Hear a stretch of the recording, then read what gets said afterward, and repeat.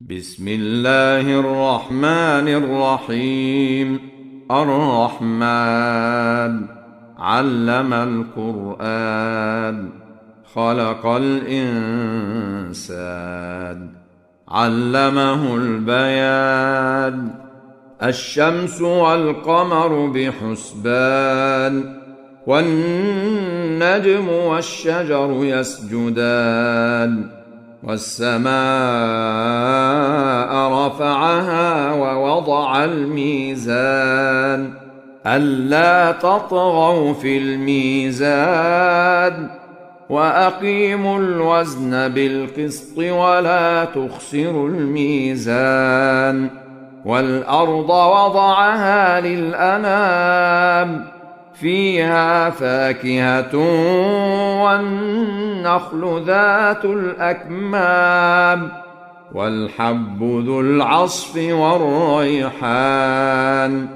فبأي آلاء ربكما تكذبان؟ خلق الإنسان من صلصال كالفخار، وخلق الجان من مارج من نار. فبأي آلاء ربكما تكذبان؟ رب المشرقين ورب المغربين، فبأي آلاء ربكما تكذبان؟ مرج البحرين يلتقيان، بينهما برزخ لا يبغيان. فبأي آلاء ربكما تكذبان؟ يخرج منهما اللؤلؤ والمرجان. فبأي آلاء ربكما تكذبان؟ وله الجوار المنشآت في البحر كالأعلام. فبأي آلاء ربكما تكذبان؟ كل من عليها فان، ويبقى وجه ربك ذو الجلال والإكرام. فبأي آلاء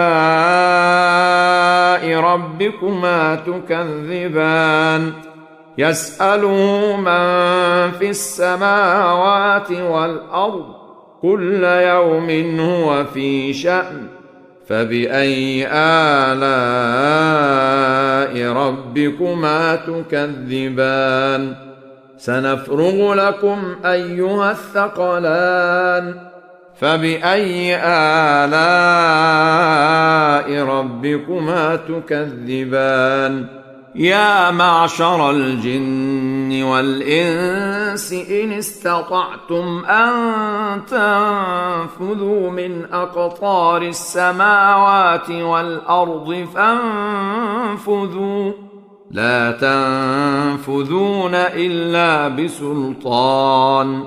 فبأي آلاء ربكما تكذبان؟ يرسل عليكما شواظ من نار ونحاس فلا تنتصران. فبأي آلاء ربكما تكذبان؟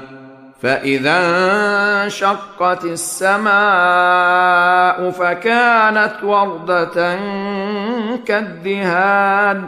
فبأي آلاء ربكما تكذبان؟ فيومئذ لا يسأل عن ذنبه إنس ولا جان. فبأي آلاء ربكما تكذبان؟ يعرف المجرمون بسيماهم فيؤخذ بالنواصي والأقدام. فبأي آلاء ربكما تكذبان هذه جهنم التي يكذب بها المجرمون يطوفون بينها وبين حميم آن فبأي آلاء ربكما تكذبان ولمن خاف مقام ربه جنتان فبأي آلاء ربكما تكذبان ذواتا أفنان فبأي آلاء ربكما تكذبان فيهما عينان تجريان فبأي آلاء ربكما تكذبان فيهما من كل فاكهة زوجان فبأي آلاء ربكما تكذبان متكئين على فرش بطائنها من استبرق وجنى الجنتين دان فبأي آلاء ربكما تكذبان فيهن قاصرات الطرف لم يطمثهن إنس قبلهم ولا جان فبأي آلاء ربكما تكذبان كأنهن الياقوت والمرجان فبأي آلاء ربكما تكذبان هل جزاء الإحسان إلا الإحسان فبأي آلاء ربكما تكذبان ومن دونهما جنتان فبأي آلاء ربكما تكذبان مدهامتان فبأي آلاء ربكما تكذبان فيهما عينان نضاختان فبأي آلاء ربكما تكذبان فيهما فاكهة ونخل ورمان فبأي آلاء ربكما تكذبان فيهن خيرات حسان فبأي آلاء ربكما تكذبان حور مقصورات في الخيام فبأي آلاء